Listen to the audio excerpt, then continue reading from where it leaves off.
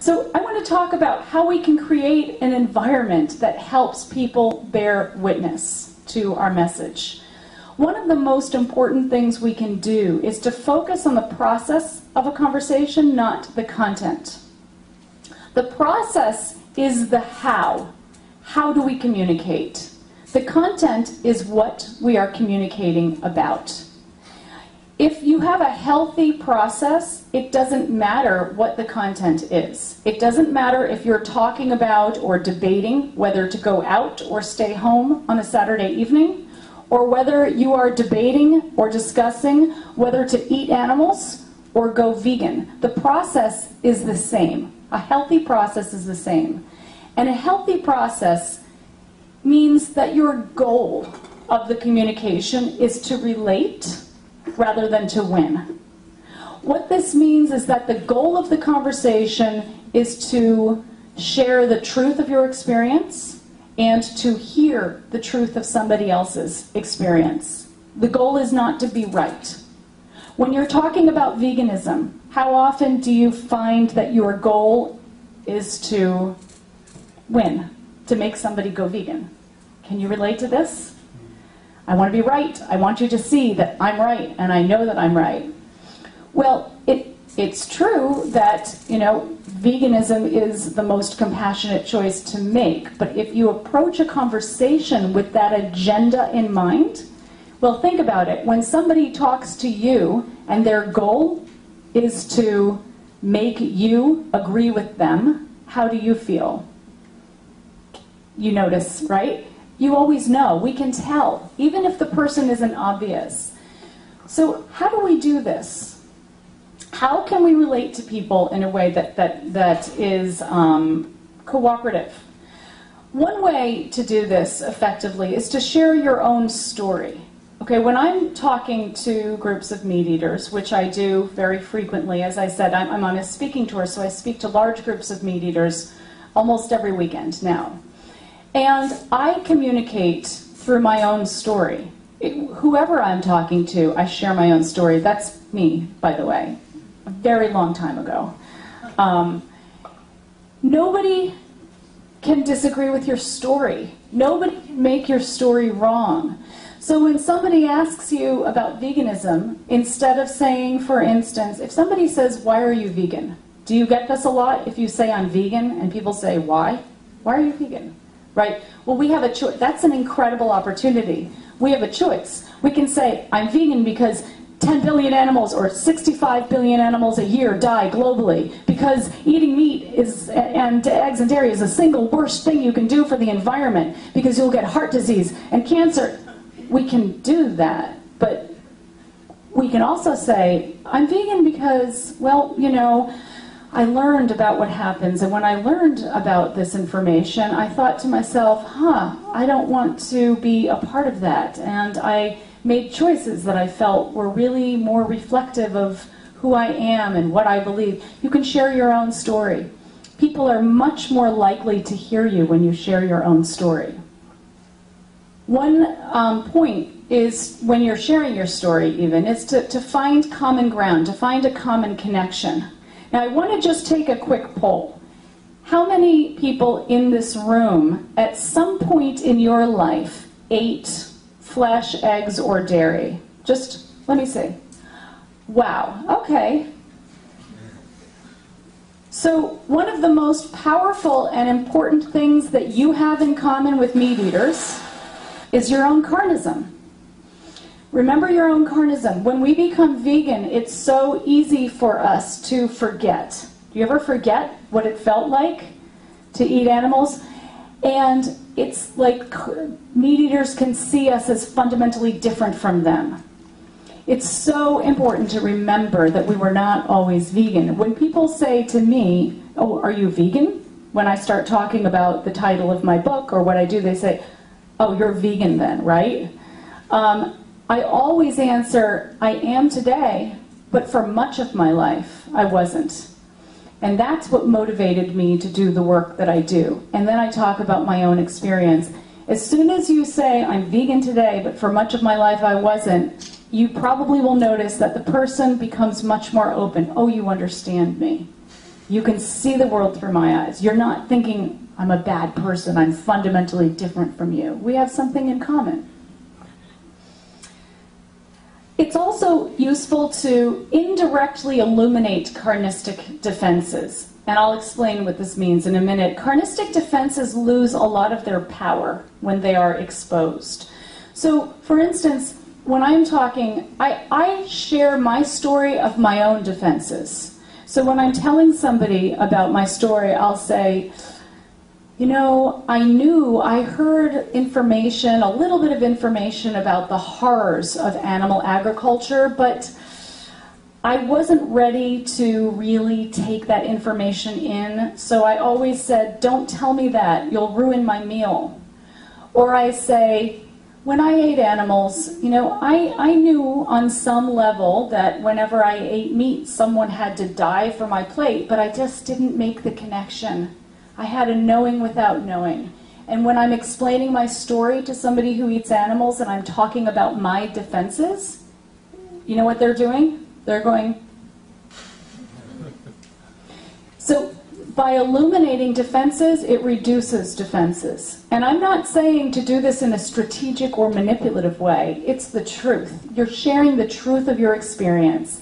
And for all of us, we grew up in this system, we looked at the world through the lens of this system, and we internalized the same defenses that the people that we're talking to had. A really important point is to not expect the facts to sell the ideology. How many of you relate to this? If only you knew the truth with a capital T about eating animals, you'd never eat animals again. And then we tell them about the truth over and over and over and over and over again. And nothing happens. How does it feel? Frustrating.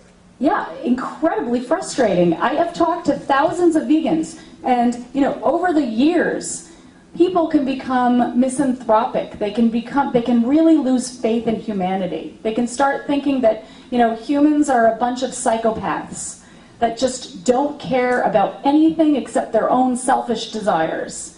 Because we expect the facts to sell the ideology, and when they don't, and we say, but wait a minute, you know the truth, and you still eat animals, you must be a psychopath or something, you have no empathy. Well, that's not the case, and you know, we have to remember that carnism creates an illogical loyalty to eating animals. It's not logical. It's so important that we engage with the meat eater, not their defenses. Very often what happens is we get so frustrated. We tell the truth and nothing changes, and then we get into an argument of justifications back and forth. The whole conversation is defensive. So for example, we might say, oh, but we wouldn't have to worry about what to do with all the farmed animals if people went vegan overnight. Well, if people went vegan, because we wouldn't be breeding them in the first place, right? So, well, what if you had to kill the animal yourself? Would you eat animals then? No, you're a hypocrite, right? So we can go back and forth with justifications. Some justifications need to be addressed. If a person really believes they're going to get sick or die if they go vegan, they need to know that that's not true. But very often, justifications are distraction from the real issue. The real issue is on the feeling level. Sharing our story is one way to address that. It helps to appreciate the meaning of meat. The reason that the facts don't sell the ideology, in large part, is because when we ask somebody to stop eating meat, we are not just asking for a change of behavior, we're asking for a shift of consciousness. If it was just asking for a change of behavior, the world would be vegan. You can get a vegan hamburger that is so realistic. Some vegans, including myself, can't eat it. It tastes too real sometimes. It would be simple. We're not asking only for a change of behavior. We're asking for people to change the whole way they see the world, themselves, and their relationship with others, including other animals and themselves. We're asking people to for instance, see themselves as a strand in the web of life rather than standing on top of the so-called hierarchical ladder of life. We're asking for people to step outside of the dominant carnistic norm and to become part of a minority. And this is empowering, but it's challenging. Maybe you can relate to this. I mean, sometimes relationships suffer when people become vegan, when people in their lives have not become vegan. We're asking people to take this on. We're asking for people to open to the reality of animal suffering in this world. And once you allow yourselves to take that truth in, your life is never the same. So we're asking for a shift of consciousness. And people do not make that kind of change unless they are ready to.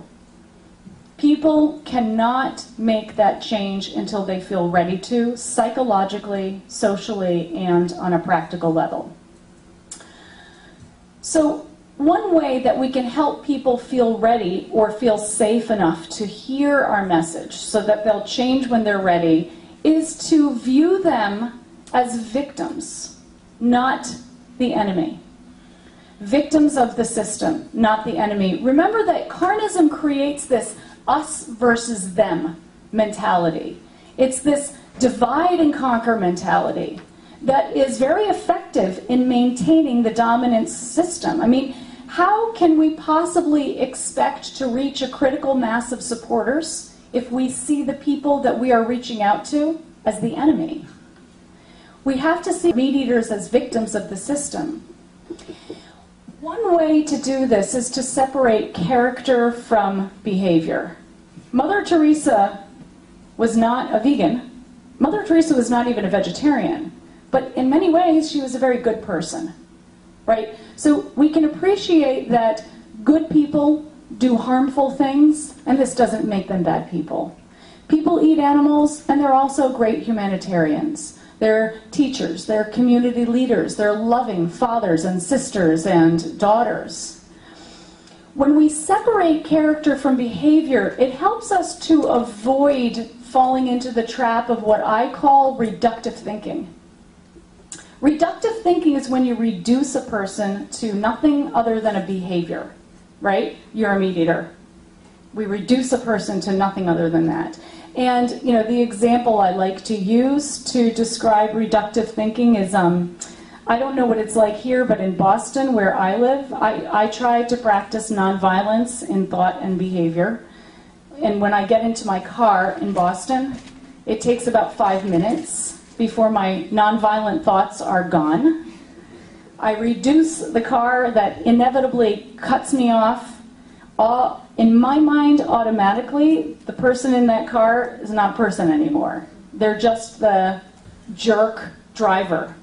They become nothing other than that jerk driver who cut me off. Or worse, it's the Volkswagen that cut me off.